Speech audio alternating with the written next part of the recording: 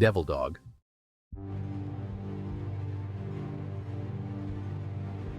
The shelter was unusually busy that day. Rows of dogs barked and whined, the chaotic chorus reverberating off the cold concrete walls. Melissa moved slowly down the aisle, her eyes scanning the dogs' faces.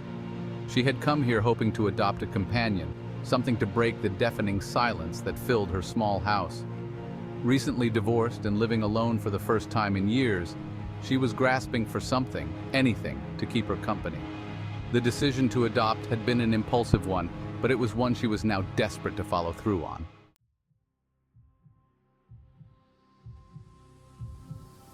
She had almost reached the end of the kennels when she saw him.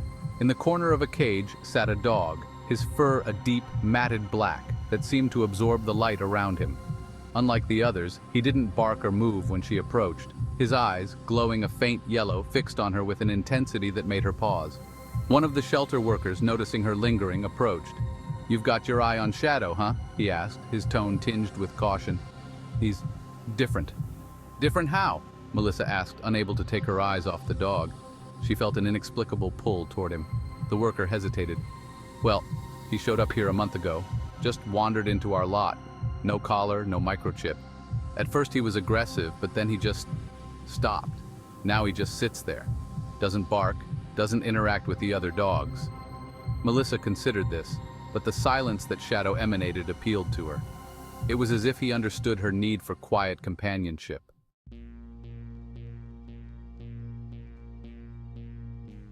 "I'll take him," she found herself saying, surprising both the worker and herself. The adoption process was quick. As she signed the paperwork, the worker gave her one last look, his concern barely masked. "If you have any issues, feel free to bring him back," he said.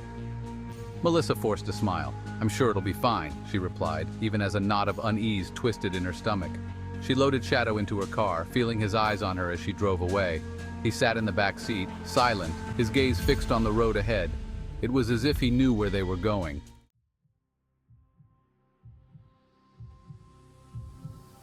At first, Shadow was a model pet. He followed Melissa around the house, never barking or causing trouble. She marveled at how easy he was to care for, how calm he remained in every situation. Neighbors commented on how well-behaved he was, how lucky she was to have found such a quiet dog. But as the days turned into weeks, small, strange things began to happen. Melissa started waking up in the middle of the night, shivering uncontrollably. At first, she chalked it up to the cold winter air seeping through the old windows, but the chill seemed to be concentrated in her bedroom, even with the door closed. And Shadow, he had started sleeping in front of her door, his eyes wide open, staring down the dark hallway. One night, Melissa awoke to a low growl. Her heart pounded as she strained her ears. It was coming from the hallway. She tiptoed to the door and opened it cautiously, finding Shadow standing there, facing away from her, growling softly at something she couldn't see. His body was rigid, his fur bristling. She called his name, but he didn't move. Then he turned his head to look at her, and her breath caught in her throat. His eyes glowed an unnaturally vivid red, filled with an intelligence that was both alien and terrifying. They held hers for a heartbeat before he turned back toward the darkness of the hallway. Melissa shut the door quickly, her hands trembling. From that night on, things escalated. Objects began to move around the house. Furniture shifted slightly. Cupboards opened on their own, and the air was often filled with a sulfurous odor that made her gag. Shadow followed her everywhere, his eyes always watching, always analyzing. And the whispers, those faint, unintelligible whispers, grew louder, filling the silence of the house with a sinister presence.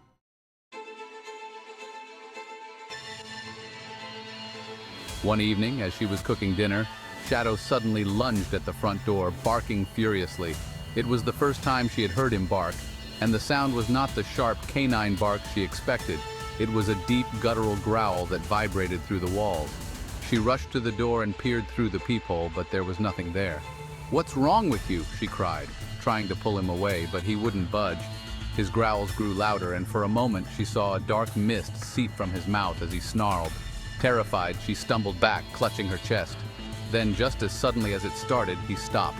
Shadow turned his head toward her, his eyes dull yellow once more. He sat down, his posture calm as if nothing had happened. Melissa stared at him, her heart racing. She had to get rid of him.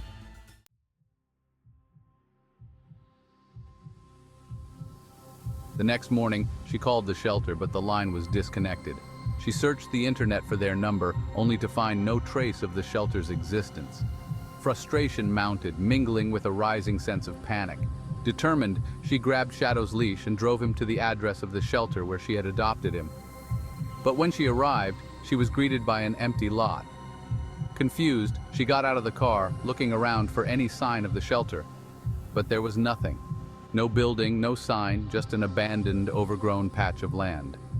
She turned to Shadow, who was sitting in the back seat, his eyes glowing with that unnatural red. Her knees went weak. What was he? She hurried back into the car, her hands shaking as she started the engine. Shadow continued to watch her in the rearview mirror, his eyes narrowing, almost as if he were smiling.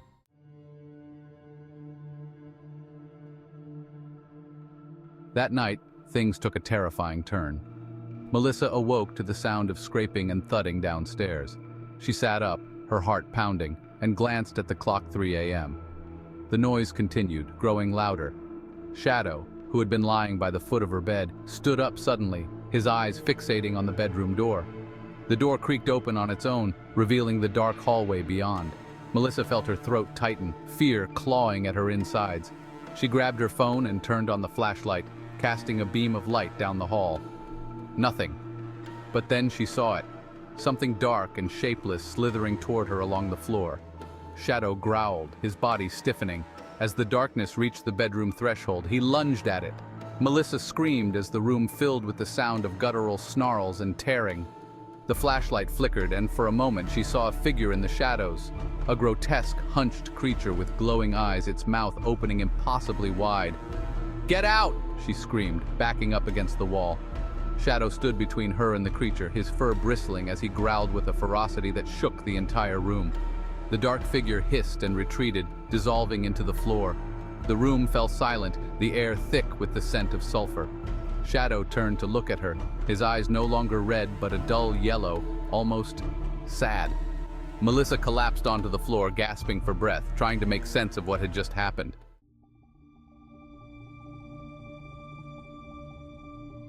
In the days that followed, Shadow changed.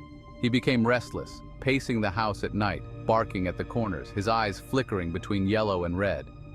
It was as if he was fighting something inside him, something that threatened to consume them both. And Melissa, no matter how much she tried to distance herself from him, found herself drawn to his struggle. One stormy night, as lightning flashed across the sky, Shadow sat by the window, staring out into the darkness. Melissa watched him from the couch, her mind racing. He had protected her from whatever that thing was. But why? Was he a guardian, or was he something far worse? Shadow turned his head, meeting her eyes. The room grew colder, and she felt the familiar dread wash over her. But this time, she didn't look away.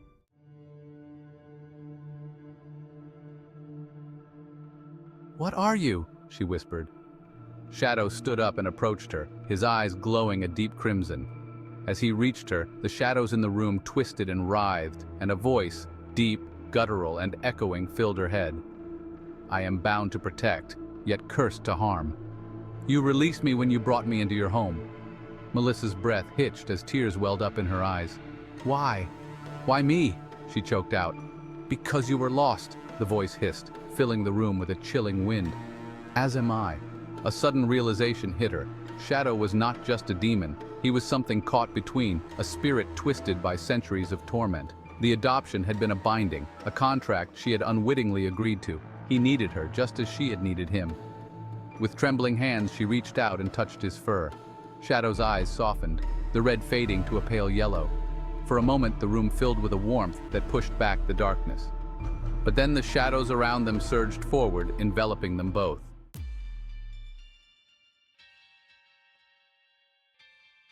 The lights flickered violently, and the whispers became a cacophony of voices. Shadow let out a howl, his body writhing as the darkness threatened to consume him.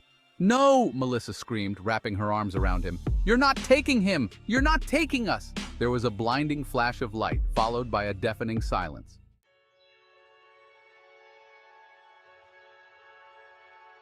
When Melissa opened her eyes, she was alone in the room.